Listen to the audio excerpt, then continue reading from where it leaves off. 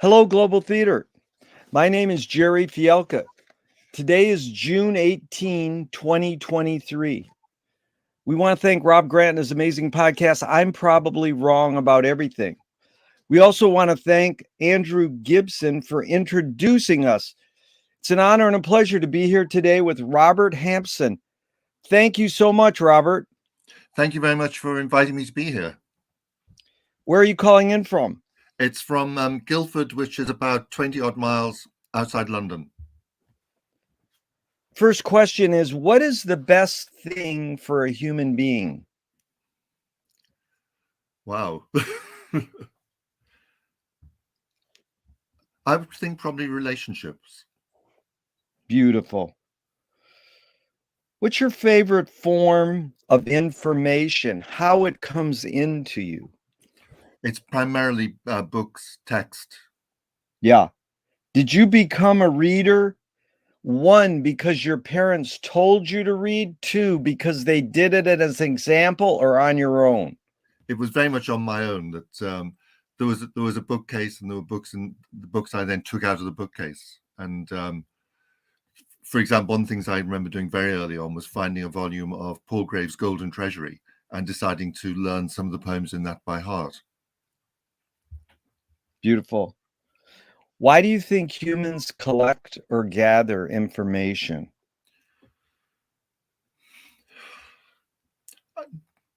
I think it's partly for survival and partly for pleasure, and Yeah. and the pleasure would also include aesthetic qualities. I think those aesthetic qualities are really, or aesthetic concerns, are really hardwired. The aesthetic concerns are hardwired. Yeah, well, that's actually the question. You have ESP because the next question is this need or want to collect information more innate or more invented? Right. I think it's innate, and I think, but it can be then trained and disciplined, as it were, Yeah. or encouraged, perhaps rather than Yeah. disciplined. It can be opened out to. Great words, Robert. I appreciate this. So do thoughts create emotions? They can do, yeah. What I'm thinking of specifically there is not so much thought, but thought when it's exchanged with another person, and Yeah. the way it's partly that interchange of thoughts with another person that for me can create emotions of various kinds. So I was thinking first of all of, as it were, positive emotions, of feelings of tenderness and so on, or sad, or a kind of warm sadness. But I'm conscious that what I was not thinking of then was also the possibility of anger as well, as another Yeah. kind of emotion that thoughts can produce. Very good. I love those two words, warm sadness. That was beautiful. Fill in the blank. I don't know what I think until I. Write it. Very good. McLuhan says, I don't know what I think until I say it. Joan Didion said, I don't know what I think until I write it. Yeah. But Chomsky says, a language is not just words. It's a culture, a tradition, a unification of community, a whole history that creates what a community is. What do you do when language doesn't work? When language breaks down, what do you do? Right. I was just going to go back to the previous comment about where you mentioned McLuhan, because one of the other things McLuhan said, I was at Toronto in the 70s, and on one occasion he was saying that as soon as you can put a thought into words, it's then also out of date. At which point he was challenged by someone about how he could justify being a teacher. Wow. So you heard this, or is this something you read? No, I heard it. Because did you say you were in Toronto then? Yeah, in 70, 71. And you met Marshall, or you were just around? I went to the one of his seminars. I didn't attend the seminar regularly, but I went to it. You went to the coach house. Yeah. So he said, when you speak a thought, it's out of date. As soon as you can articulate it, it's out of date. That is good. But it was then he was then challenged about the problems that poses then if you're a teacher. Yeah. But if you could And repeat the second question, then sorry. yeah, no, that was good. I love any sort of diverts, anecdotes, stories are really important here. So that's really good. So Chomsky basically, Chomsky said that language is not just words. So when language breaks down for you with Yeah. another person, what do you do? Right. I'm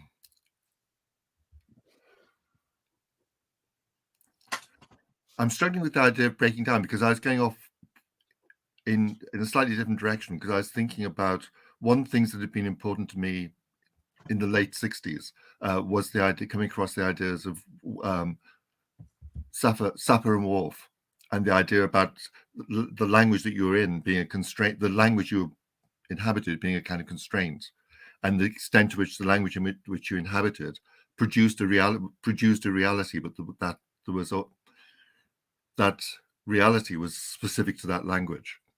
And so the idea of breaking language was something that's been quite important to me as a practitioner, was the idea of trying to fracture language or fracture syntax to try and see what there was beyond that. So that my attitude towards the breakdown of language is quite positive, is a positive one. Yeah, no, I see what you're saying. That's beautiful. Yeah. But I mean, let's just say you're in the store and you're talking to a clerk and language breaks down in that sense. You go into a thing, well, this is what I study as a poet. No, that's not. Thanks for helping me. No. I'm imagining that what I might do is, if there was some kind of, I'm putting myself into that situation and imagining some kind of breakdown of language, and it could be that what I might do is just touch the other person. If things have really kind of broken down, that it might be a case of just touching them and trying to kind of earth. That is a great answer. It's one of my favorite answers. Months ago, what do you do when language breaks down? He goes, group hug. And nowadays with the COVID, it's just like or many reasons people, anyways, human touch, that's beautiful. And certainly with loved ones or close family, that's what I would do. Oh, Language are broken down. Oh yeah, just touching a shoulder, or just beautiful. Your observations of humans in general, are we more thinking beings or more feeling beings? I would like to think thinking, but I think it's feeling. I think people, and what I've been picking up more recently is this sense of decisions being made to do with emotions rather than to do with people thinking things through. I think that's been a problem. I'm thinking about the larger political world over the last 10 years. And the problem there is that you make the argument, but the argument doesn't work. That what counts instead is in some way being able to hit the feeling, show the passion. But it's interesting because I don't think you can really separate feeling from thought, but we think we can because we invented the words. Yeah, but they're so interconnected that it's hard to, because here's when I say that to most people, are we more feeling or thinking beings? They literally say, I think we're more feeling beings. Yes. That's kind of revealing right there. But this is a good follow-up because these are two Turing questions from 1950s. Is thinking a function of the soul? Mm-hmm. The problem for me there is the term soul, because I don't believe in the idea of a soul, but I could see thinking as being a function of the person. But I mean, that then becomes more complex in terms of, as soon as I say that, the idea of what the person is starts breaking down and forming layers and so on. Yeah. Well, it's that sort of breakdown, mind, body, soul, person. Again, we invent these words and then they spill over meaning wise. Yeah. Yeah. The second Turing question is, can machines think? Not yet. Do you more pursue happiness or more pursue meaning? I think I pursue happiness through meaning. Yeah. What I mean by that is that my concern would be with meaning, but I think that's what makes me happy. Yeah. Because Viktor Frankl's Man's Search for Meaning, he says, happiness doesn't tend to last, but meaning tends to last. Yeah. Yeah. Yeah. Does the brain more detect consciousness or create it? Like, is consciousness there bubbling away and we're more so detecting it or more so creating it? Right. My thought about that would be to tell you about a recent thing that I was doing, which was thing I was doing during lockdown. And what I was doing during lockdown was writing this series of what I thought of as odes, but extended poems. And I'd write one every 2 weeks, and usually on a Friday. And what I would have done would have been collected together various kinds of material, by which I mean newspaper articles that I'd have cut out. So what I'd do then at the end of 2 weeks is I'd group these together and then cut them up as directed by Burroughs into sections, and then shuffle them. And then what I'd then do would be I'd then put two together and then read across and see what kind of meaning I could make from that, and then write all that down. And then I'd obviously work that and rework that. But what I was trying to do there was trying to, in a sense, what is produced by it is what seems to be a consciousness. And what it seems to do is produce a voice. In the end, it produces a voice, and where that voice is coming from is saying that I bring in conscious control to it, but what it's doing is allowing me to access kinds of meaning that I didn't know I could access, or that I couldn't have produced those things consciously. And what I'm doing is allowing the consciousness to work on these kind of chance materials, to generate meanings by these juxtapositions. So for me, that would be a sense of consciousness being produced there. There, you created the consciousness. Yeah. What intrigues me is, you know, what helps create it? Scissors. Yeah. Yeah. Well, you could actually fold and tear, but you know, you probably use scissors. And when it boils down to it, it's an amazing thing. And then how you pull, you know, the whole cut up process is amazing. You know, did you sort of shift the line sometimes, or did you just, you know, there's various factors, but it is you're tapping into something that's there. There's something there in both sense. I mean, there's something outside there because it's in the newspaper articles. Yeah. And there's something inside there's something else there, which is something inside myself, which I don't know about until I write those things. Yeah. Amazing. What's faster, speed of light or speed of thought? Light, I think. Yeah. Audre Lorde, the poet, said you can't dismantle the master's house using the master's tools. Yvonne Rainer responded and said you can if you expose the tools. Yeah. What new tool do you suggest? Right. In this case, a pair of scissors is a good start. Is a good starting point. Dude, you had your ESP there was so fast, because as soon as I said it, the pair of scissors shot into my brain. That was faster than light, by the way. Okay. But I think what I think about then is Joyce. And I think about Joyce's mastery of English, and what he's doing there is very consciously mastering the master's tools in order to push them to their limits, expose them, test. You know, it's really showing that he can have a greater control over that than the master. Yeah. But who is the master? It's like, I mean, I guess humans invented the language that he meant. No, who invented English is really, well, somebody invented English. It's amazing what you said, Robert, because when you think of the way Finnegan's Wake being over 65 languages. Yeah. But it is not in English and No. is not in 65 separate languages. It's in a new language called Finneganese. That's what people don't usually say. They go, well, but it is stupid, in my opinion, to translate the Wake, because I mean, what's the point? Because you want Chinese or French people. I mean, all the power to them, but this idea of him, I think that the new tool you suggested is the mastery of the English language. Yeah. I was thinking in the first instance there of Ulysses, and what he does Ulysses is demonstrate his complete mastery of this language, which for him has a historical origin in that it's to do with the arrival of the English in Ireland and then imposing this language on Ireland.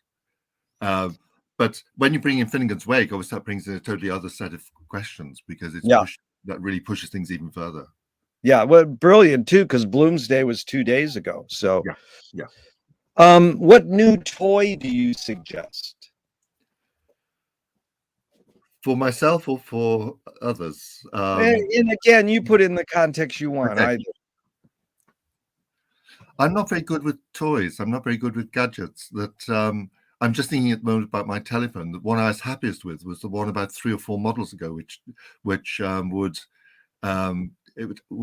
I could answer phone calls and I could send texts, and that was basically all I wanted. That's all I wanted. That I've since then had 3 more sophisticated models, and they're far too sophisticated for me. Yeah. And they do all kinds of things I don't want a phone to do, but don't necessarily do what I do want a phone to do. Yeah. And there's something similar with my car, which I think about motor car engines, and that when I was a teenager, I was conscious that I knew how the engine worked. That if I lifted the bonnet up, I could see what the bits were, and you could see which bits were working or not working. If I open my bonnet now, it's a computer under there, and I can't touch it because So my sense of toys is I'm not that excited by toys. I'm thinking here about my grandson, who's very excited by gadgets.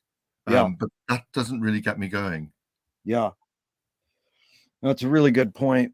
And my friend is very aware that no one can open up their laptop and change the battery or wipe it out if you get water in there. It's just like they made it so it's just like, nope, you can't, Yeah. In the late 70s, I was living in a commune, and one of the people I was living with was someone who he and his wife tried to live by the principle that of being able to understand all the stuff that they used. So you had a car and you could fix it. You had whatever equipment you had, you could understand what to do with it. But you just couldn't. I don't think you could do that now. Yeah, it's quite amazing. What do you worry about when you go to bed at night? Partly not sleeping. But that's not really a problem, because I normally fall asleep straight away. normally fall asleep straight away. If I didn't fall asleep, I'd probably be worried about dying, or worrying about the meaning of life, or something of that sort.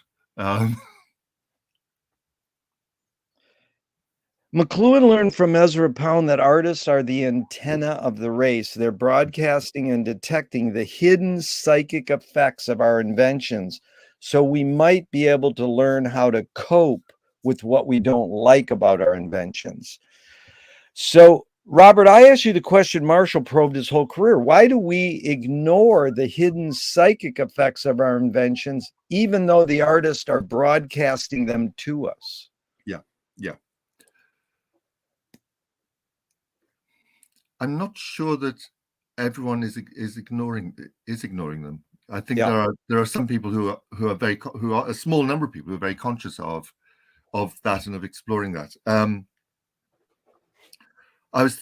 My thoughts are going in different directions. So I'm thinking partly of a poet and artist called Alan Fisher here in Britain, who worked with has always worked with a lot of scientific material as well as with visual arts, and he was reading Pound and Olson in the 60s and kind of coming out of that, but he then did things like maths degrees and so on. So he brings in a lot of other materials into his work, which then makes it very difficult for external readers to read, because you really need to pursue the same intellectual pursuits to understand what exactly is going on in those works.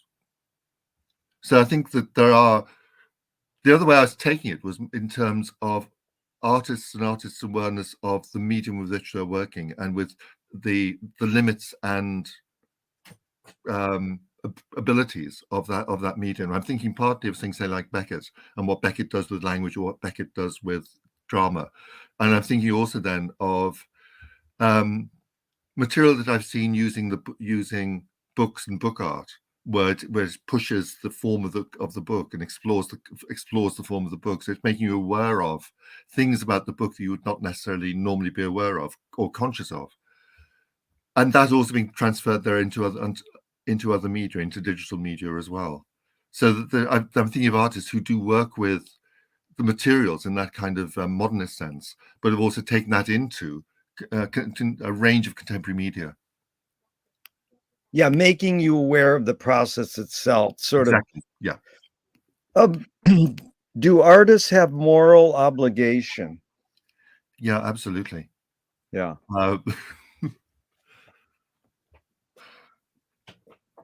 I think that the artists that I'm interested in do have that sense of a moral obligation and a moral responsibility, Yeah. and that manifests itself in various ways in the work. So I'm thinking partly then of people who are concerned with environmental disaster. What I'm doing in my mind moment is I'm juxtaposing two different works. So on the one hand, I'm thinking of something like Muriel Rukeyser's work that she did about the silicon miners and the silicon mines, and I'm contrasting that with a poet that I won't name producing this kind of ekphrastic poem, and I can't quite that. Ekphrasis is quite interesting, but that seems very limited compared to what I see as the more serious moral importance of what's going on with Rukeyser's work. And I think for me, it's those artists who, particularly those writers, who do have a sense of some kind of moral, ethical, political purpose that are of interest. Beautiful. Are you more afraid of new ideas or more afraid of old ideas?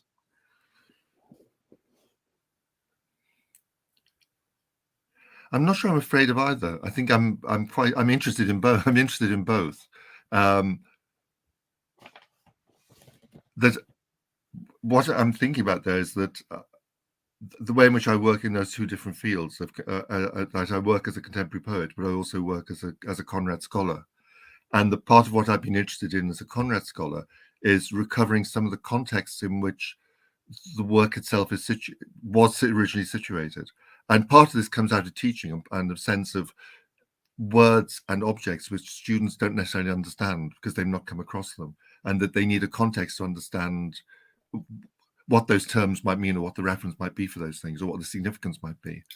So to that extent, there's an engagement, there's an interest in old words and old ideas in order to show that those things are operating within these texts. But what I've also done in my career is played against each other. The things I'm working on in the poetry world and coming in contact with there, and the things I'm in contact with in the Conrad world, and kind of use those to cross-fertilize each other, so that new ideas in one world are trying to take into the other world. Yeah, I love cross-fertilize. What a great word, Robert. And I was just curious, do you ever show Apocalypse Now to Conrad students, or it's like, nope, don't go there? I mean, does it help, or just briefly, in the big picture, does it help or hurt? I think it hurts. Partly because I think it's incoherent. And that I haven't seen for a long, long time. I remember sitting in a cinema watching it and being the helicopters going over and there was kind of surround sound and whatever. And watching it more recently on television, the first half of it I think is brilliant. But the moment Dennis Hopper appears, it then goes off. It then falls apart. It's not necessarily his fault, but at that point onwards, it falls apart. Yeah. And at the conclusion with Brando is I just I can't watch that. Wow. It's heavy. But how about Heart of Darkness, the documentary Coppola's wife made on the making of it? That is stunning. That is amazing. I could watch that. Amazing. That's a great film. That's a really exciting film. But there's also a more recent film by a man called Rob Lemkin. And what he's done is it's called African Apocalypse. And what he's taken is there's a Frenchman called Voulet. And Voulet in the 1890s was sent on this expedition in Niger, and he slaughtered his way through Niger. And eventually they sent someone out to take his command off him, and he shot the person who was sent to take the command off him, and that he was then killed subsequently. But what the film does, it uses Heart of Darkness, text from Heart of Darkness all the way through as a kind of commentary. Yeah. And it starts with, there's a young black activist who's an Oxford graduate called Femi. And Femi, it starts with Femi in Oxford reading Heart of Darkness and commenting on how in Oxford there are more old Etonians than people who look like him. And then he then sets out on this journey to follow in the footsteps of this Voulet. And what he encounters at each successive place is the way the memory of those massacres still survives, where people talk about how their grandmother or their grandfather was slaughtered in this massacre. So that for me is a more interesting use of Heart of Darkness, because it's using it, I mean, for the present moment, because it's using it to look at questions about colonialism and the damage of colonialism, but also the way the memories stay in those countries. It gives an emphasis to the people in Niger, in a way that Apocalypse Now doesn't really give much attention to the Viet Cong or the Vietnamese. Yeah. They kind of disappear and become mythic. It's really beautiful how you describe that. But just briefly, would you or will you use that film in teaching Conrad, or you will like, nope, just stick with text? I just stick with texts. Yeah. Yeah. The class I would have would be a 2-hour class which would take a particular text and discuss that text, or the first half of the novel and the second half the following week. But it would be a 2-hour discussion tightly tied to the text. Beautiful.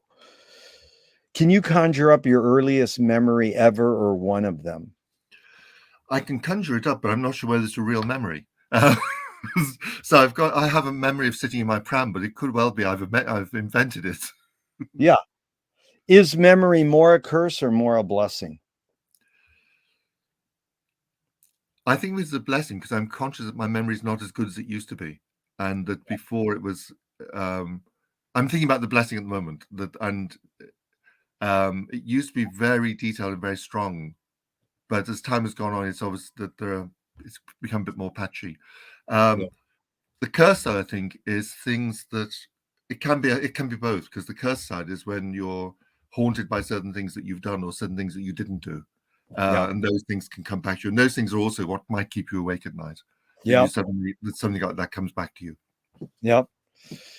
Tell me someone within your immediate family, then outside your immediate family, just briefly, who had an impact on you, kind of like a role model. And what specifically was that impact? Right.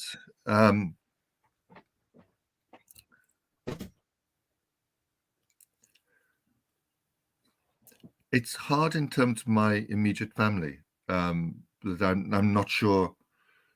It's easier if I think outside the immediate family, and I can then think of a range of people.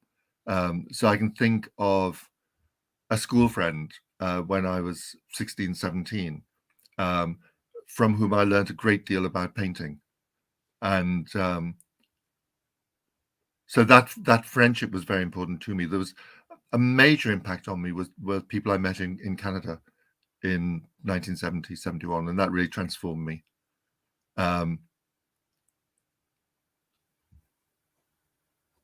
Okay, that's fine. Yeah. Did your parents raise you a particular religion? Yes, they. In a sense, they did. And what I'm thinking of is the way in which we were sent off to Sunday school or sent off to church. But I wouldn't say the household was strongly religious. Do you pray? Not since mid-teens. If God exists, Robert, what would you like God to say to you after you die? Oh, right. I guess that I hadn't done too badly, all things considered. Do evil people exist, or does evil use people as a vehicle? I think it's the former. For me, it has to be the former.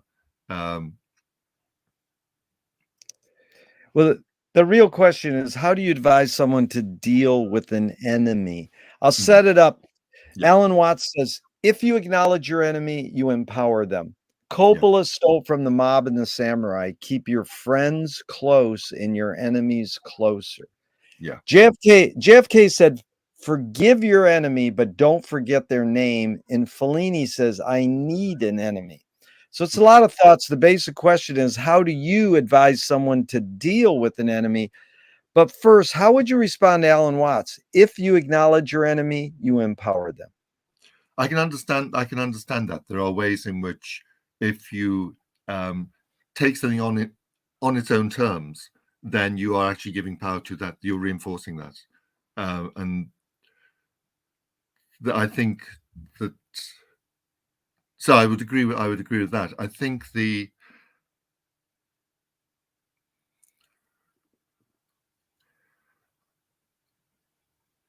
I would. I wouldn't forgive, but I wouldn't forget either. But I would try not to invest emotionally, if possible, not to invest emotionally in that enmity. Yeah. I would want to be aware that X or Y was an enemy. Yeah. But if possible, I would following on from what I just said a moment ago, would try not to put energy and emotion into that if the situation allowed that. Yeah. The situation doesn't always allow that. Yeah, American Indians, indigenous say your enemy is your best teacher, but it's like how much time you're going to spend investing. That's a key word, investing, time management. Yeah, yeah. But Nassim Taleb says games were created to give non-heroes the illusion of winning. In real life, we don't know who wins or loses, but we can tell who a hero is. Then someone said, well, villains don't think they're bad. They want control. Heroes want freedom. And Gregory Bateson said, if the criminal gets caught, does he go, oh, my criminal skills weren't up to snuff that day? Or does he go, wow, I did something morally or socially wrong? Mm. So it's a lot of prompts. And I'd love to hear what you think Conrad thinks in these regards, but besides yourself. Yeah. But the basic question is, does punishment work? Okay. I'll work my way through to that through thinking about Conrad first of all. And Yeah. what I'm thinking of immediately is the secret agent, and the Yeah. sense in the secret agent of um, policemen and criminals coming from the same basket and understanding each other because they play the same game. So it goes some way towards one of the quotations you gave, which is they recognize certain values to do with property, for example, and they just have positioned themselves differently in relation to that. We hope, in theory. And what's interesting there is the way in which the anarchist in the novel there is a complete problem because the anarchist is not accepting that game and is not accepting those values. So that then is a problem for the police to actually understand and conceptualize how this other person is operating, and therefore a tendency to demonize is what we then see.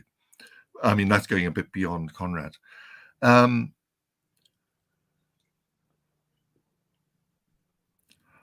was going to say I think I have problems with terms like hero and villain, that I tend not to think in those terms, although I can see there's a sense in which, having spent 50 years of my life working on Conrad, there must be some way in which I'm assigning something like a heroic role to him, although I've not put it in those terms.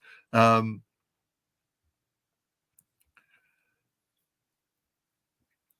I think I'm struggling now because I've lost track of, having gone through Conrad. I've lost track of where I was trying to get to with Right, him. right. Well, we'll come back around to it because it's interesting that you know a lot of people got to Joyce because Star Wars changed the world because of Joseph Campbell, Hero with a Thousand Faces. So this idea of hero, but it sounds, I don't know Conrad well, but one of my peers thinks that Conrad is the pinnacle of literature pretty much. He's way up there.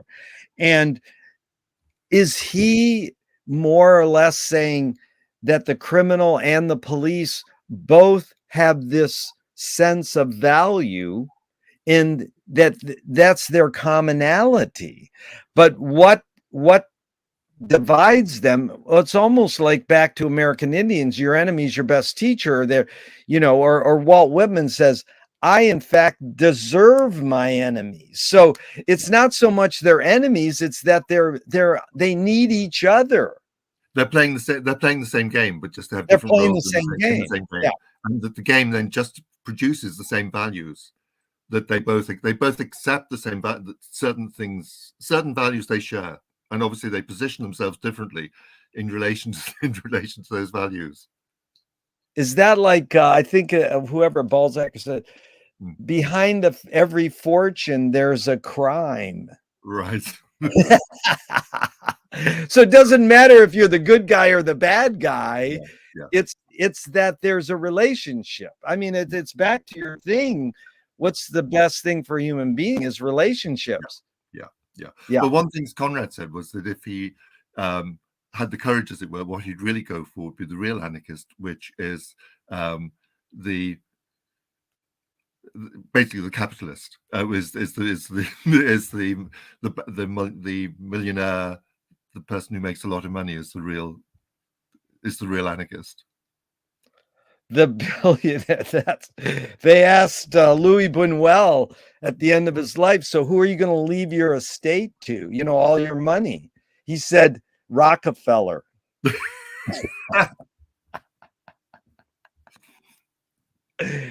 And so that's perfect, because a labor folk singing hero of mine, Utah Phillips, said, anarchy is making rules for yourself and not other people.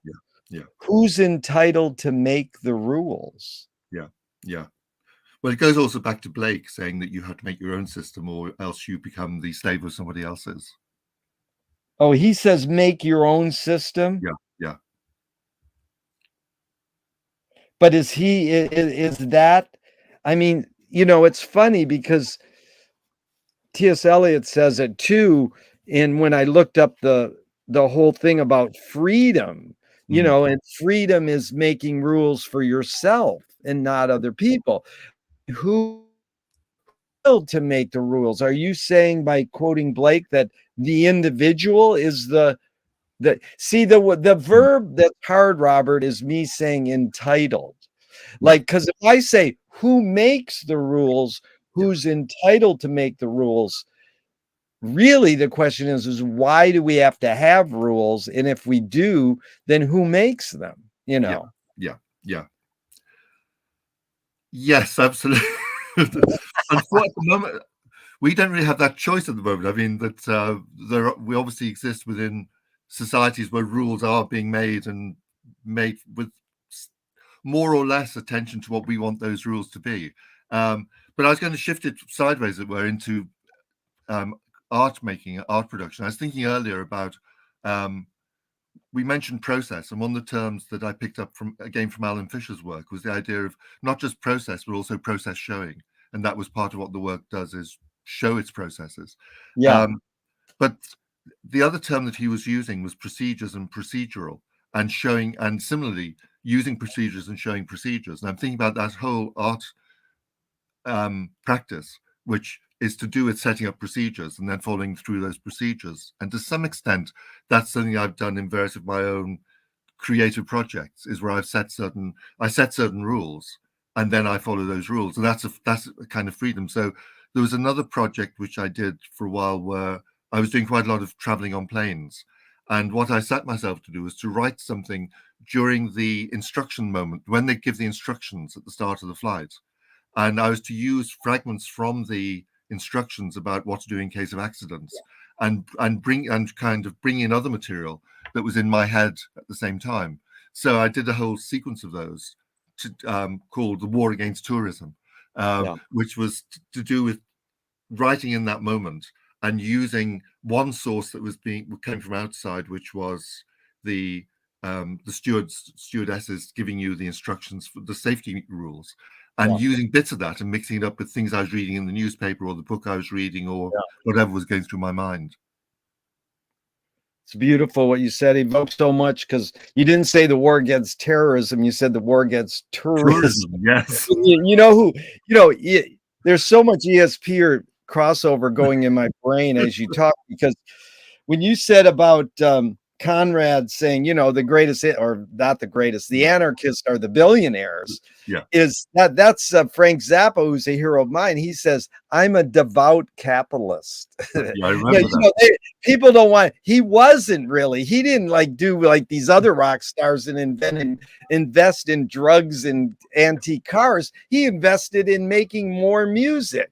But right. He was also being honest. I'm a devout capitalist. It was an ironic kind of term for like a 60s hippie kind of mentality, but he indeed did that same thing. At the end of his life, he took one of these forms you have to fill out when you're going to another country. Yeah.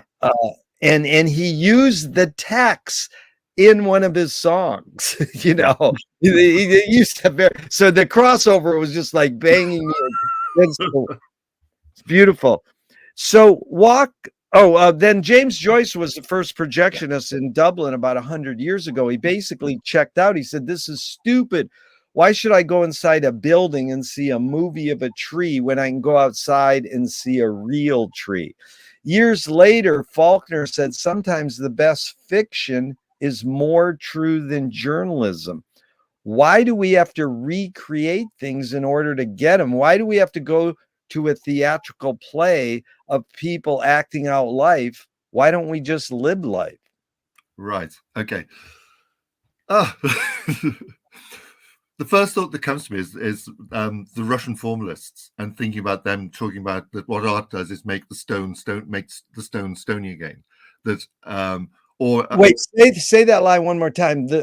They said what? What art does is makes the stone stony again. Makes the stone stony again. Okay, go ahead. Like that Zen koan that Kerouac talks about you see the mountain, then you get enlightenment, and then you see the mountain differently. But it's that, for me, it's that idea of a kind of defamiliarization, which then allows you to see things. And that also goes back to what I was saying earlier about fracturing the language, to fracture the language, to try and make people see, make the reader see things that they would otherwise kind of gloss over, or you're being trained to kind of run smoothly over and not question why this, why that.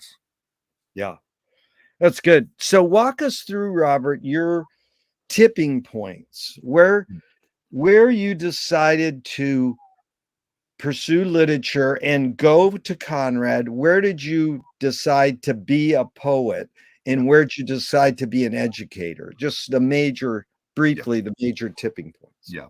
The first one is very straightforward. It was when I was in Toronto, and my girlfriend there was from India, and this was 1970-71, and it was to do with the war between East and West Pakistan, when West Pakistan invaded East Pakistan, and East Pakistan is East Bengal, which is where she was from, and she was then very it was watching the feelings that she had while she was hearing about places that she knew being subject to war, at the same time as she was so safe in Toronto.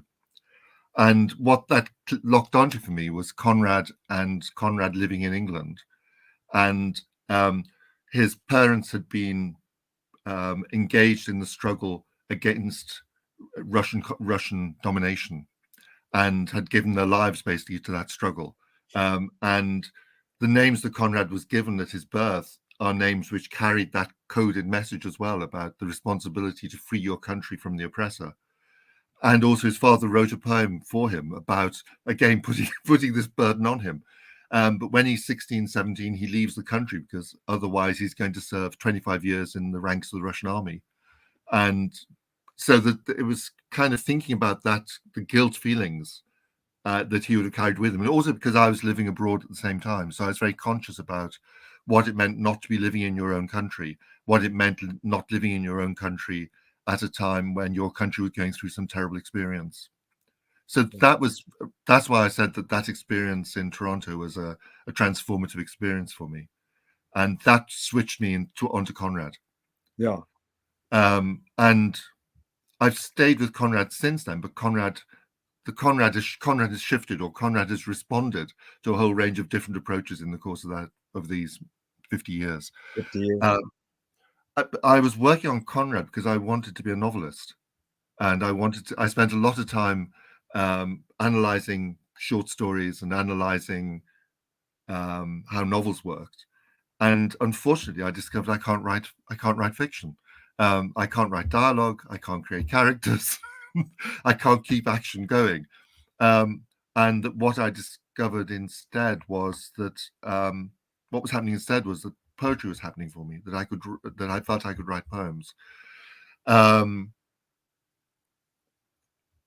was a point at the end of the 70s where I wasn't quite sure which direction to take, and whether it was the academic direction or not. And some of that depended on whether I got a job or not. And as it happened, I got a job at a university. And the question there was for myself, was whether my poetry writing was strong enough, prolific enough to actually make it the central activity of my life. And at that point, I felt that it wasn't, that the criticism was stronger and was what I could work with. Something that happened then, probably around 2000, was that by this time I was head of department, and I introduced creative writing into the department through one of my research students, and it was specifically through a course I set up with her and for her called Poetic Practice, which was to do with experimental, innovative, British, American contemporary poetry. And from that, we then developed an MA program, which I was engaged with, but mainly as an examiner. She was doing the teaching. But what happened through the process of this was that I came back to my own poetry, and that from 2000 onward, I've been much more prolific than I was up to 2000. There's a selected poems up to 2000, which is about 120, 140 pages, but it is very much a selected poems. But I think since then, there's been masses more that I've written. And that partly is to do with this program, and to do with particularly with this research student who's now a colleague and friend, and engagement then in that world. Really articulate, Robert. Thank you. I got it. So let's go into poetry a little. A screenwriting teacher told me great art is when you can clearly see the intention of the maker. Kubrick says the opposite. Great art is when you can clearly not see the intention of the maker. What role does intention play in your creative process when you're writing a poem? Right.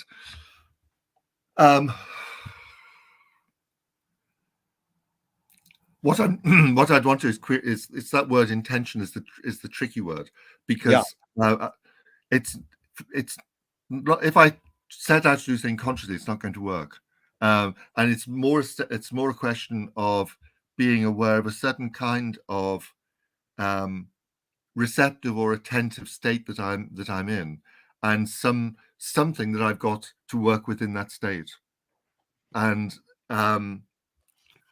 so I'm thinking about the way in which intention would be there in terms of setting up certain kinds of material, or setting up certain kinds of project. And often one of the ways I've been working is to have a project which I can then go back to. So there was one project which was to do with working through writing sonnets, working through Shakespeare's sonnets, but also working through all kinds of reading around Shakespeare, and producing what was going to be, or what is a whole series of sonnets, because I felt I needed to, in a sense, force myself to do that work on reading through the Shakespeare sonnets and working my way through the entire set of those sonnets and getting on top of those. And what I did at the same time was read through a whole lot of criticism and biography and other kinds of material, and then was working with those things to produce these individual sonnets. So the intention was to write sonnets, and the intention was to write them about Shakespeare, and the intention was to use certain kinds of material. But that's where the intention ends, as it were, because then something else takes over, and that's something which where intention is not the right word for. Duchamp said thank you. That was beautiful. Duchamp said there's no art without an audience. How much are you thinking of your reader when you're writing your poem? Right. I think I've been very conscious of the audience for poems from very early on, because I grew up in Liverpool in the 60s. And one of the things going on in Liverpool was something called well, there was the music scene, but there was also a poetry scene. And that was a poetry scene which was very much an oral poetry scene. So that I was very conscious from that of the need to offer something to an audience. And I think part of what I was talking about a moment ago, from 2000 onwards, was also a sense of knowing who the audience was. It was also there for me in the 70s. There was a very active poetry scene in London through the 70s, and that there were lots of readings and lots of things, publications and so on going on. So that there was always a sense of an audience, an immediate audience that I was engaging with. But I was also turning the idea of intention around the other way around, from the kind of reader's perspective, and thinking about works where, when I get work sent to me, it's when I can see what the person is doing, which I would then think of as their intention. But intention again is not quite the right word, because I have some sense of, I know what this piece of work is doing. In some cases I don't, but in some cases, yeah. No, it's good. I think that monumental epic event that happened with Ginsberg in London reading poetry, one of the co-producers of that, I interviewed him years ago. I forgot his name. Do you know the main two people who put that on? I'm just thinking, there was an American woman who is a girlfriend of Ginsberg's. It's not an American woman. It's an English gentleman. Anyways, I can look it up, but it was very interesting to be able to interview him. And Leo Bersani just died recently. He did a study of Mallarmé. He said the very crises which threatens the writing of poetry sustains poetic composition. And I've been trying to figure out what that means for years, but I don't like crises. I don't like threatens, but you get, you can go anywhere you want with that. What does that mean to you? The very crisis sustains poetic composition. Yeah. Well, the immediate thing for me then is that writing I was doing during lockdown, because the crisis was all around. And what the poems are working with is they're working with a sense of claustrophobia, so that they produce certain kinds of suggested environments, like bunkers, recording studios, the whole range of different buildings, different spaces that those poems create and produce and occupy. And the sense of a crisis is all around those. But it was also the crisis which gave me the space to produce those things, gave me the materials to produce those things, and gave this very specific qualities to that kind of writing. So those are, for me, are very much and very directly a product of an unmistakable crisis. Yeah. I was going to go back that one of the things I'd written shortly before lockdown, before COVID, I'd been asked to write an essay about the idea of generations in poetry. And I was arguing about this as being a kind of thing that had become a kind of marketing tool. So that in this country, there's a set of anthologies called New Generation and come out every 10 years. So the generation, your shelf life is 10 years. Yeah. And I was arguing that these weren't true generations in the sense of the post-World War I generation, because they needed to have some kind of distinctive event that they'd either gone through or not gone through. And so they might have been born just too late to go through the war, but all their older brothers and all kinds of people had been killed in the war. And this unfortunately was published just before COVID. And so I'm very conscious now that I would say there is no such kind of defining event for a generation at the present time. Whereas I think there is that defining event that's just taken place, and there's those people who've gone through their teens or early 20s over these last few years, I think are marked as a generation by that, in this kind of strong sense of a generation. Exactly. And I sort of started poetry with people like Daniel Berrigan. But eventually it's like, all the beats, especially being in Venice, California, where the beats were partly born, are just rammed down your throat. And it's fine. I love Ginsberg and I love Kerouac to a point, but it's like, how do you get kids, how do you get younger people even to think that poetry is worth pursuing? Well, you turn it into slam poetry. And then all the old poetry people, because we happen to live right down the street from one of the oldest poetry centers in the world where I put on events. And then all the old poets are like, you don't memorize your poem, you read it. So it's just this endless, thing of how new generations learn of the medium itself. And so this is funny because two of my film heroes, their mantra is ignore yourself. Jonas Mika says there's no self-expression. And Cecil Taylor, the jazz pianist, says, I'm just a vehicle and this stuff just comes through me. Is art making, poetry making more self-expression, or more you're a vehicle for whatever technologies, cultures, and environments are dominant? I think it's the latter for me. It's very much that things are working through me rather than I don't have a sense of expressing myself. I think when I started writing poetry in the 70s, that was the model I had come out of, was poetry as self-expression. But then the idea of what the self is becomes problematic. And expression also then comes under pressure as well. And I went through that generation of theory where you're being spoken by language, and that spoke to me much more as a feeling that language speaks you rather than you speaking the language. Or also, as I've been suggesting, of kind of trying to find ways of opening myself to things that I didn't know I was thinking, or opening myself to ways of thinking rather than imposing a way of thinking on the poem. Yeah.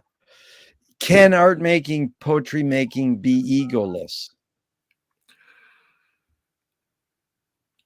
I think it can, in that it can be coming from places which are not the ego in that sense. I think that that idea of self-expression, I think, is tied into the idea of the ego. But I think what I'm talking about is that other tradition which is about negative capability, which is the phrase that Olson picks up from Keats, and which I think has been a very powerful phrase for quite a lot of people. Also, that idea of living with contradictions and being ready to accept those contradictions, or living with the idea of having to function and make decisions with incomplete knowledge, because you can't have that complete knowledge. Really good. That's the main thing I learned from studying Zappa, is how to embrace contradiction. Yeah. In fact, Leonard Cohen says, the only way you can sell a concert is to put yourself at risk. And if you don't do that, people know. What role does risk play in your creative process? Right. Okay. It's partly, well, in the first stage is then the writing process. I was talking about that process literally using cut-ups. So that what I was doing then was allowing myself to respond to whatever prompts that were coming from these random juxtapositions that I was creating through putting text back together again. So that was the first, is one kind of risk, is to do with what things might come up in the writing process. And then there is obviously things that can then be edited out. But there is then a second layer of risk, which then comes with the publication, depending on what's in the publication. And some of that could be that things are understood, and some of it can be because things might be misunderstood. So I'm conscious that in this sequence of odes I was writing, that it's not necessarily my voice, and often in the writing, it's not me. It's not me or not my life that's being described. And the risk there is that people think it is me that's speaking, or that they think that there was one reading I gave many years ago, and I was reading a sequence called something like Handy Fictions or Handy Narratives. So there's a clue in the title. And someone afterwards came up to me and said they thought I'd been so brave about exposing myself in these stories. And the stories, none of them had anything to do with me. That they were fictions. Right. So one of them took place in California, a swimming pool in California with people around. I've been to California, but this was not about an experience in California. Amazing. Well, it feeds right into this. Viola Spolin, who's the great social worker, sort of invented comedy improv in Chicago doing role playing. She says, if the audience cannot see your struggle to achieve something, they cannot root for you to achieve it. What role has struggle played in your creative process? Wow.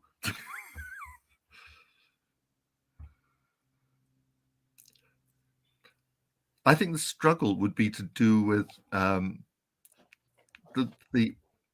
it's there in two ways. I think, first of all, being there in terms of the many years of trying to write poems, so that I'm thinking through the 70s, where I was working with two friends, and we started off by meeting about once a month, and we'd show each other the work that we were doing, and there was a struggle involved in that, in terms of us trying to understand how to write poems and how to understand what poems were being written at that time. And there was a kind of shared research project that we were doing there, really, to do with what kind of writing was happening in London, what were the communities that were taking place in London that we might or might not be part of. So there was a kind of struggle around developing the work and situating the work. And I had a second kind of struggle. I think the struggle for me at the present time would be with things that I'm conscious at the moment. I have two or three projects I've set up, and I know that those projects will not necessarily work. That they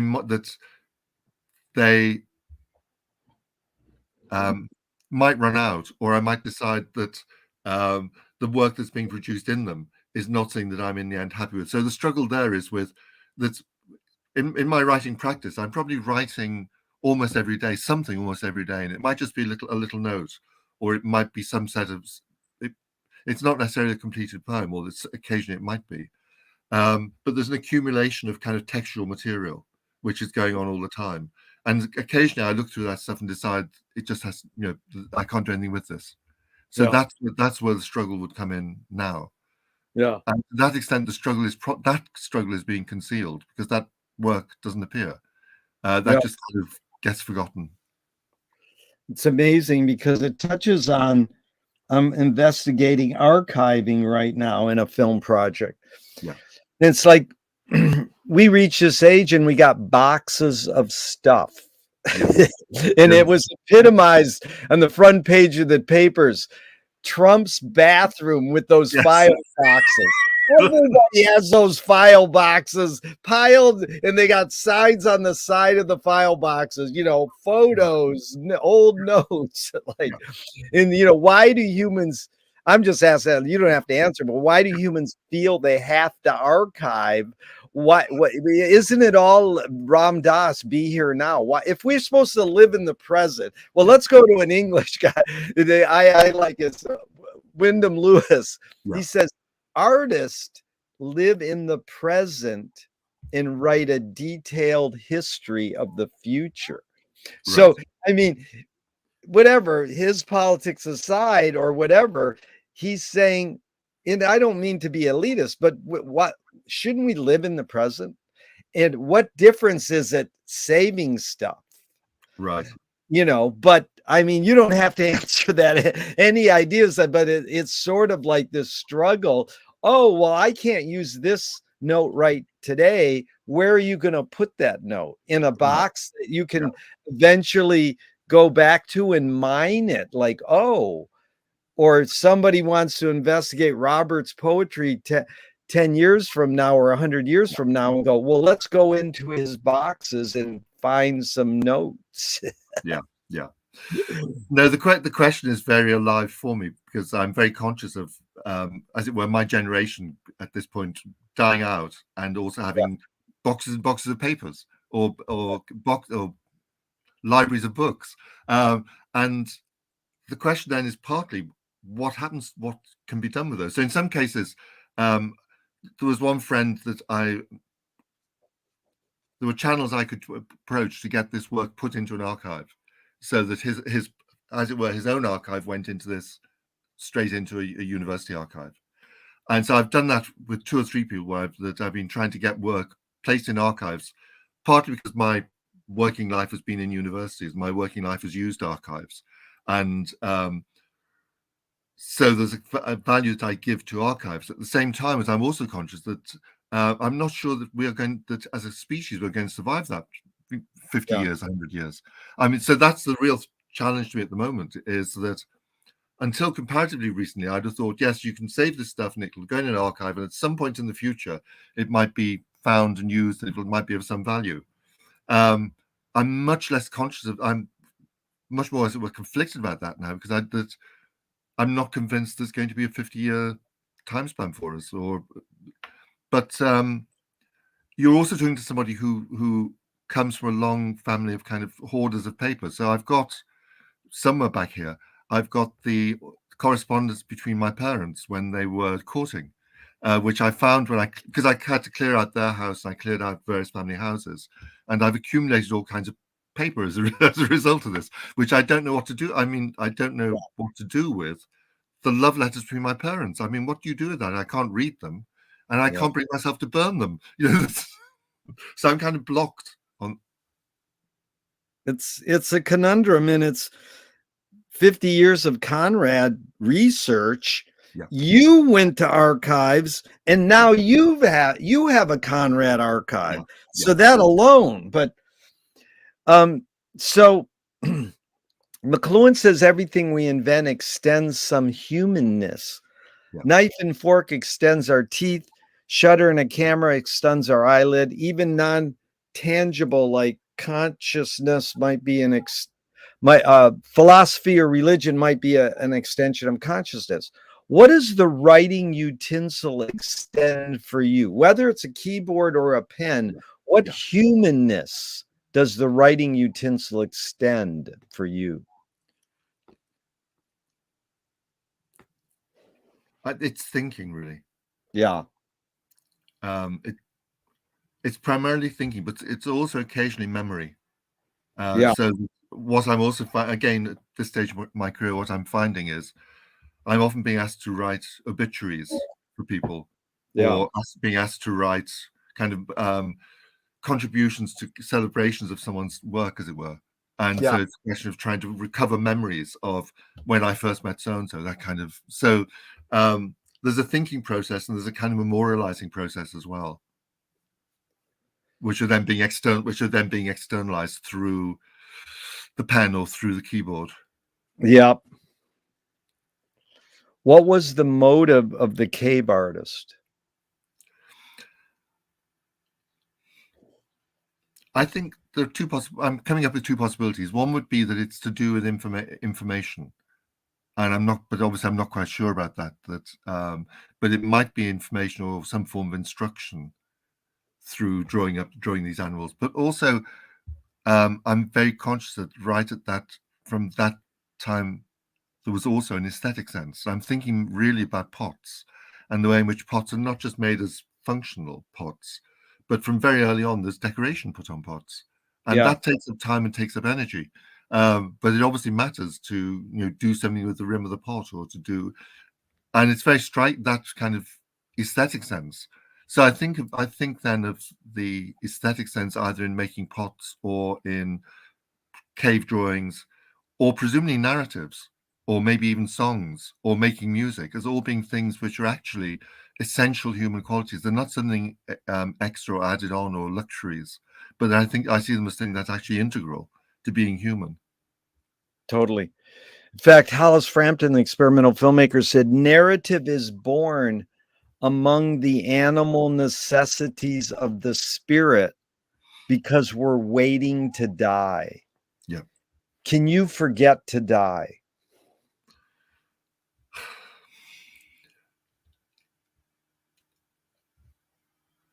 No, I don't think so. One of the other things I did recently was I was writing a critical essay on a volume of poems called Heart Matters, and they're written by a friend and they're based on there's two sequences, and the particular sequence is to do with him having to undergo heart surgery, and then going through a process afterwards of recovery from heart surgery. And what I was writing about there was his use of the line break at the end of the line. Yeah. And it's and picking up on an essay by Agamben about the line break, and about the line break in relation to death, and the way in which the line break is that kind of confrontation with death. Yeah. So it's the way in which the form of the line break or the end of the poem is. So there's always that sense of an end, which is something that's being worked with, and in this case, it's being worked with line by line through these poems. Yeah. It reminds me of Eliot saying, "In my beginning is my end," or did he say, "In my end is my beginning"? One or the other. In my end is my beginning. Yes. What's more important, conviction or compromise?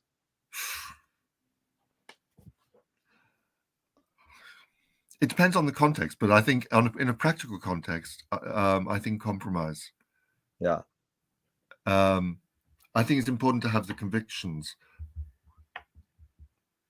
but then I think what I'd want to see then is that kind of, or what I feel is necessary, is certain kinds of negotiation.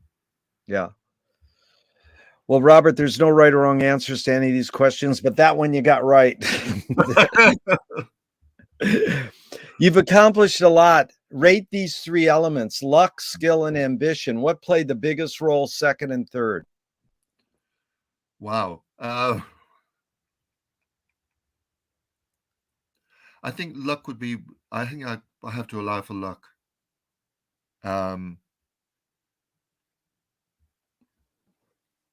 I know the ambition has always been there. And I'm thinking again of my girlfriend in Toronto commenting on this. But I find they start moving around, they start shifting. Yeah. And what I'm seeing is it's when you have those online questionnaires where you have to organize 6 or 7 things and put them in order, and you move them up and down. And what's happening here is I'm moving them up and they keep slipping. So I put luck on top of the slip. And then skill kind of says, don't forget skill. So I put skill in place. And then ambition says, but so they don't stay still for me. Yeah, no, it is. It's a Mobius strip. It's endless. And it's funny because the question used to be, is ambition based more on fear or joy? Your observations of humans in general, is ambition based more on fear or joy?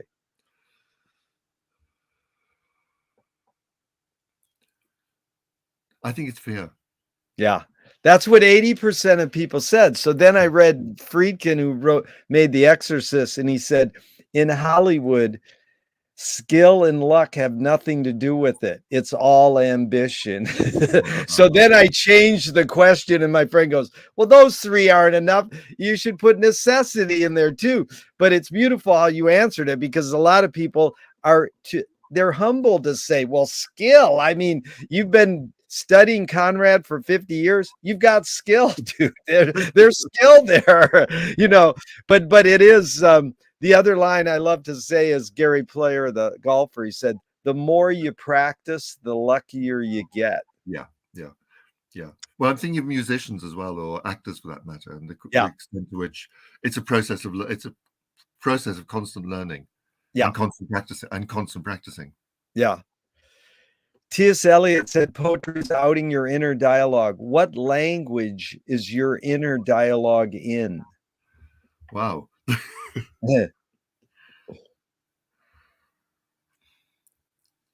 I think most of my inner dialogue is my inner dialogue that I'm conscious of is in a kind of academic critical language.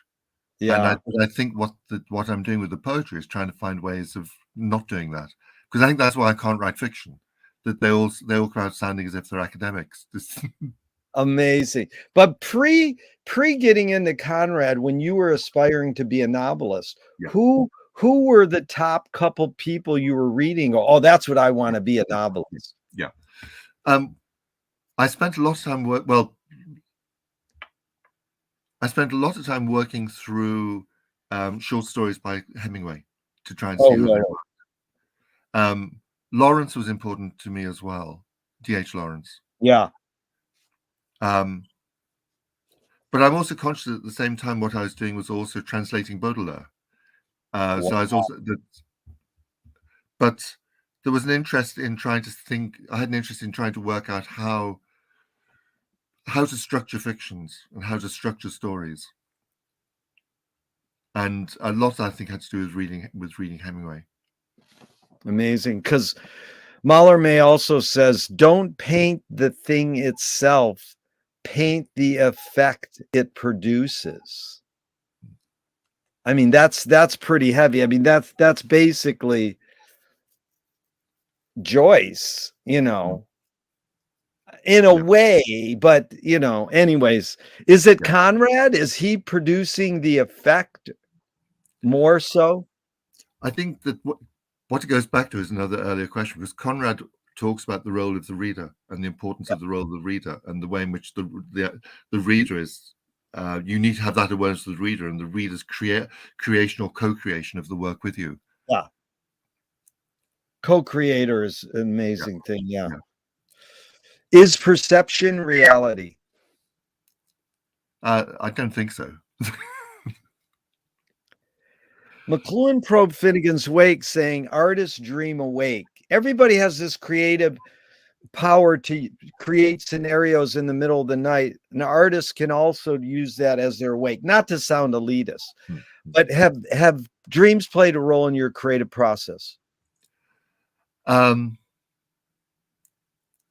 Not significantly. I do remember dreams, and I've had dreams which have been there was one point where I was seeing a lot of films. I had one dream where it had a pre-credit sequence and then it was all in sepia, and I realized I was watching too many movies. But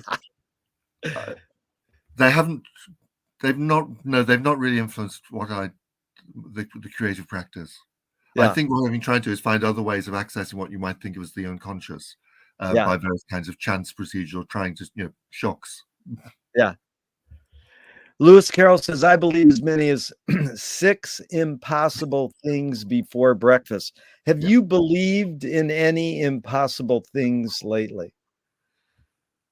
I'd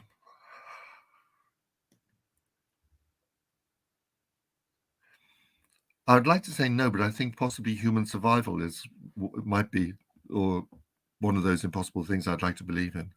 Yeah. Sunross said, the impossible attracts me because everything possible has been done and the world didn't change. Robert, this is really fun, enlightening. I really appreciate your time. Tell me one major element of your creativeness, being a Conrad scholar and a poet and an educator, one major element that stayed the same and one major element that's changed.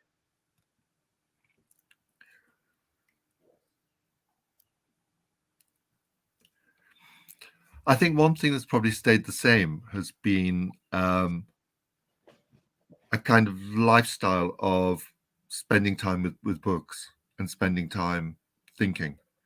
Yeah. I think what's changed is an attempt to be more open to other things and more open to various people. Yeah. That's very healthy. Moshe Feldenkrais works with healing and movement. He says it's literally possible to identify a weakness and incorporate it to become a strength, rather than we're normally taught to overcome a weakness. Tell me a weakness you turned into a strength.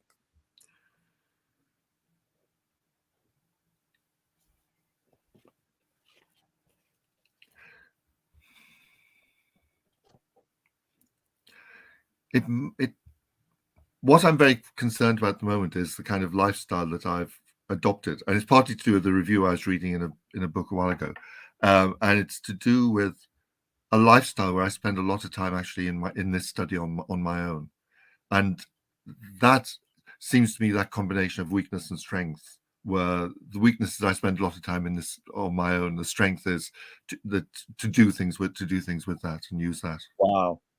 Like you can travel all over the world. Why leave your room? Well, I do quite a lot of traveling. that we've just got back from Venice and Trieste. Nice. But I suppose I use my wife is very keen to travel, so that she drags me out of here. How many years you been together? It's about 40 years. How do you explain your longevity? I think it's the relationship is that I think because we communicate well and we also give each other space, and we both have things that we do independently. Yeah. What's the most significant difference between men and women, physical aside?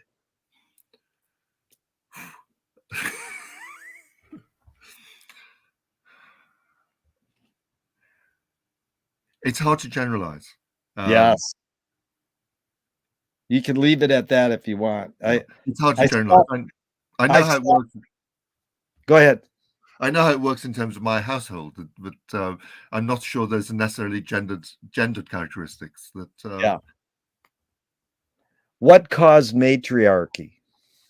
I would have thought that it was to do with women actually producing the children and Yes.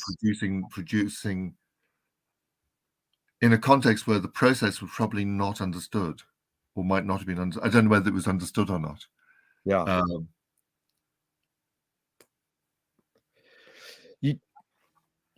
You touched on this earlier, Robert.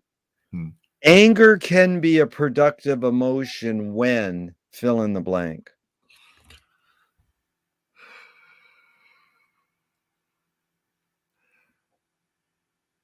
What I'm imagining is a situation where it clears some kind of blockage of some kind.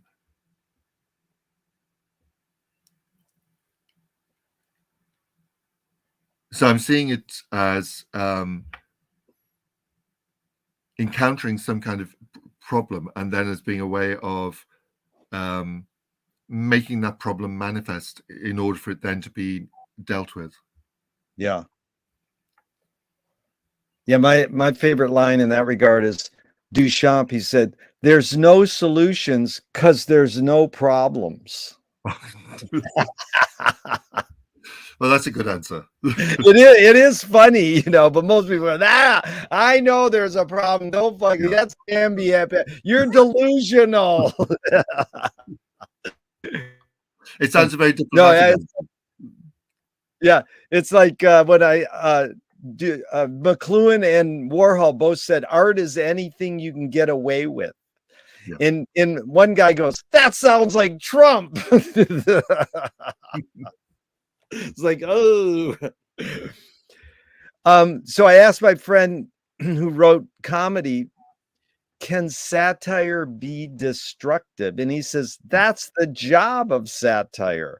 Now, if me or you do a cartoon in a certain country and they kill us, some people think dying is destructive, but Swift compared satire to a mirror in which people could see every face but their own. Yeah. What's the function of satire?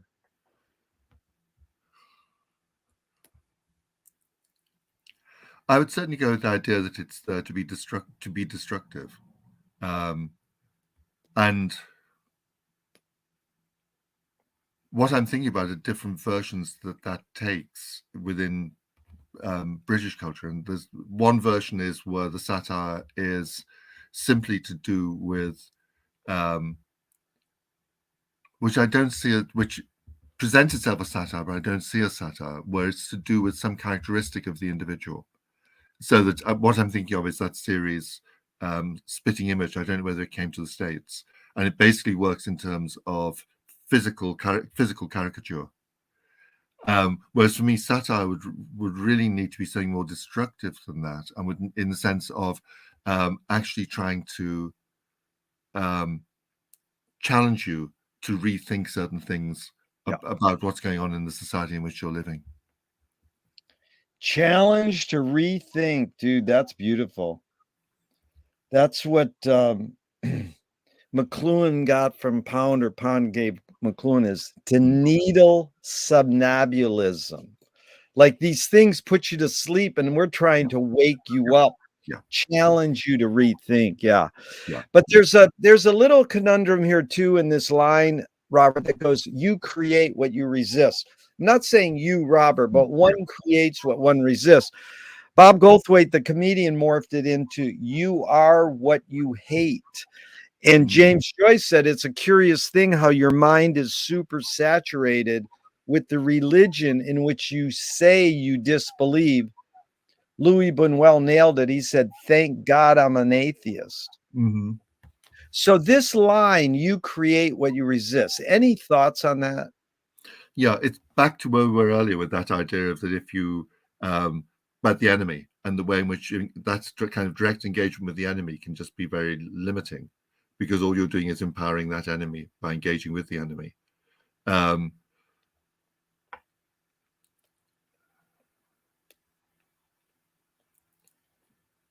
How did Conrad directly engage or deal with this? You create what you resist. Is there anything you can teach me about that?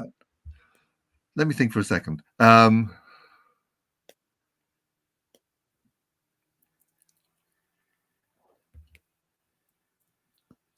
think the place where that is clearest is in a novel he wrote called Under Western Eyes. And that's a novel where he directly engages with these, with Russia and with a revolution in Russia. And that was obviously an area that for him was extremely difficult. And what it meant also was confronting directly his parents. And Yeah. the writing of that was very difficult for him. And he sets up a very complex structure in which to do that. So he sets up a structure where he has a narrator who is an Englishman born in Russia who lives in Geneva, who has a diary belonging to a Russian. But he doesn't translate the diary. He creates a narrative. This narrator creates a narrative based on the diary. So there's so many kind of filters that are put in there. So it's called Under Western Eyes, but it's the East Under Western Eyes produced by someone who's a Pole living in England. Yeah. But at the end of this, he has a breakdown. Conrad has a breakdown. Wow. And it did involve him trying to negotiate, particularly the political commitments of his mother and father. Wow.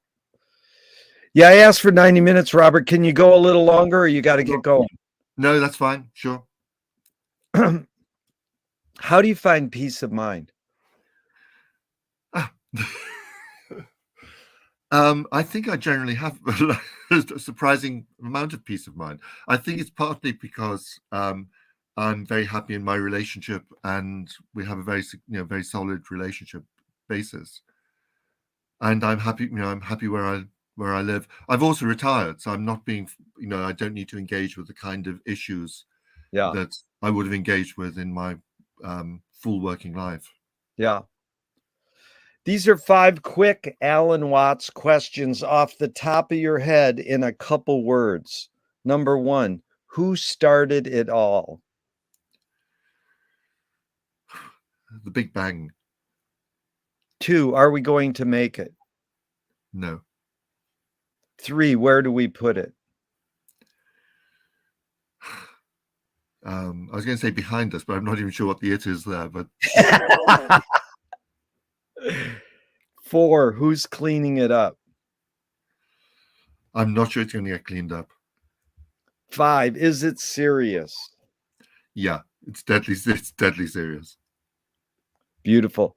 If you were walking down the street today and you met yourself as a 12-year-old, what would you say to your 12-year-old self?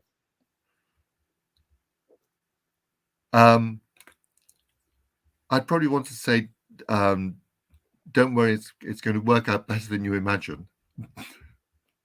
That's probably the main thing. Good. Which way should toilet paper come off the roll, over or under? Over. If a publisher was to release your autobiography off the top of your head, what would the title be? A Touch of the Poet. They want to scent the glue in the binding. What smell? Lavender. Beautiful. If a statue was built in your honor, where would you want it displayed and what would it be made of?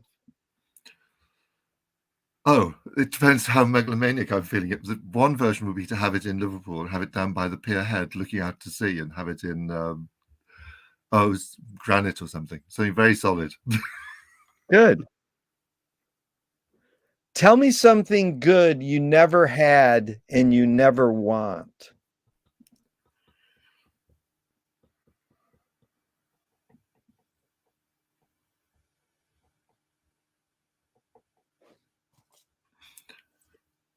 That's hard. A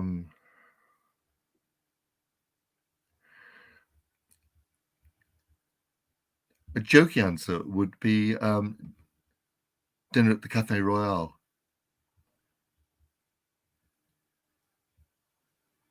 That's a good answer. Never had it, never wanted it. It's good. If you were I was once invited to a wedding reception though, but didn't go. If you were in a vat of vomit up to your neck and someone threw a bag of shit at your face, what would you do? Oh. I would probably weep. Weep. Oh my God. It's one of my favorite answers, indeed. The great artist, Mike Kelly, said cry. Yeah. But you'll love this being a literature guy. This woman on the Venice boardwalk told me, well, I would take the velocity of the bag and use it to swoop my way out of the vat of vomit. And wow. I said, that's the Sent to the Maelstrom by Edgar Allan Poe. Absolutely. It was like amazing. Yeah. What's the cultural shift you see developing today that inspires you? I think the concern for ecology and the environment. Couple more and we're out of here, Robert. What a delight. I've really learned a lot and I'm grateful. What question remains unresolved for you?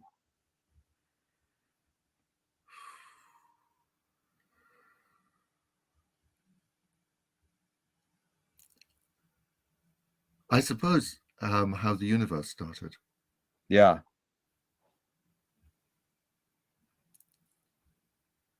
You know, you brought up the Big Bang. Yeah. Captain Beefheart and Frank Zappa were talking to each other as they both were coming close to their death, and they had seen a PBS documentary on the Big Bang. Yeah. And Frank asked Don, he says, what do you think came before the Big Bang? And Don went, the big.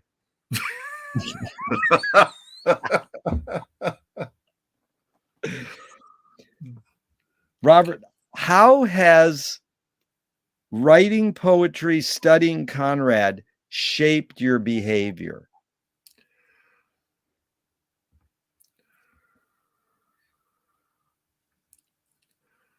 I'd like to think that it's made me more thoughtful in relation to other people.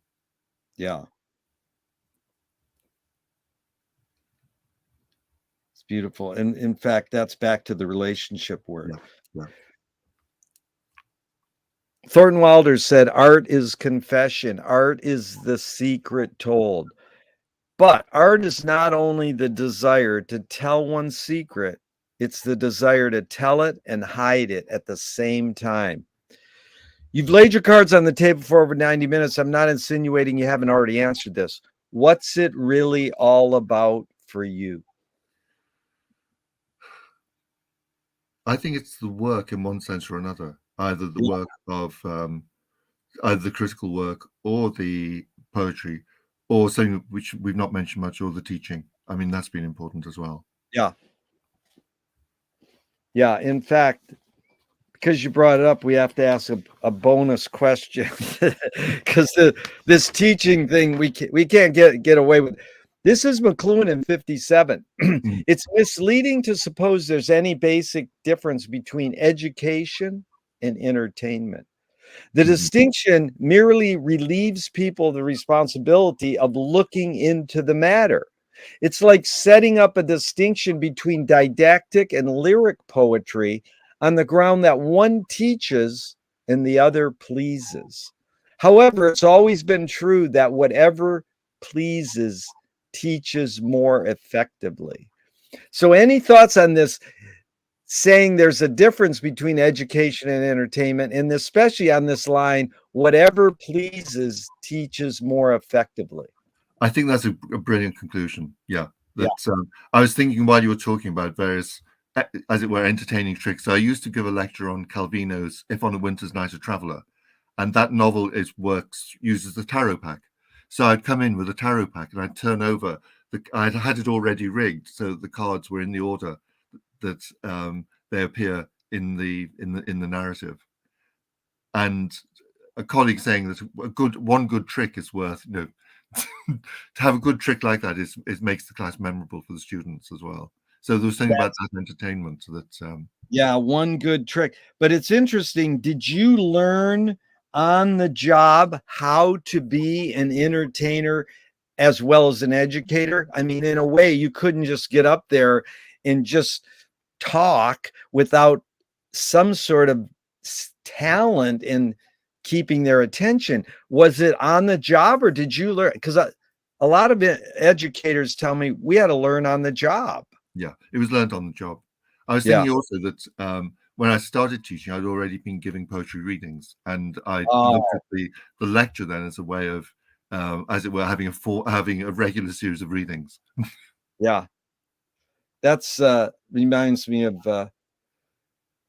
Ferlinghetti's rewording of Ginsberg. I've seen the best minds of my generation bored at poetry readings.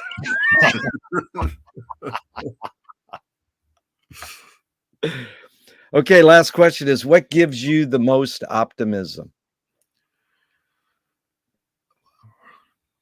I think it's the love and affection of friends. Yeah. Particularly younger friends. Yeah. That gives me some hope and anxiety for the future. Yeah. Well, you summed it up so well, Robert, because most people say youth, young people. Yeah. But returning to your relationship, love and affection of friends. In fact, a great poet songwriter right here in Venice, Eden Abe, he wrote a song called "When He's greatest thing I'll ever learn is to love and be loved in return." Yeah. Yeah.